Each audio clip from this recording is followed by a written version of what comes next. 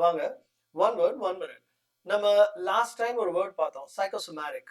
சைக்கோசோமேட்டிக்னா மனவியல் பிரச்சனை உடல்ல ஒரு அறிகுறி காட்டுறது. அதற்கான ஒரு எக்ஸாம்பிள் தான் அனோரெக்சியா. அனோரெக்சியா அப்படின்னா ப்ரொலாங்ட் லாஸ் ஆஃப் appetite. பசியே இருக்காது, ரொம்ப நாளைக்கு அவங்களுக்கு மன உளைச்சலின் காரணமாக இந்த ஒரு கண்டிஷனுக்கு அவங்க போயிடுவாங்க. வெயிட் லாஸ்லாம் பயங்கரமா இருக்கும், எந்த காரணமும் இருக்காது. அதுக்கு காரணம் மனவியல் காரணம் தான்.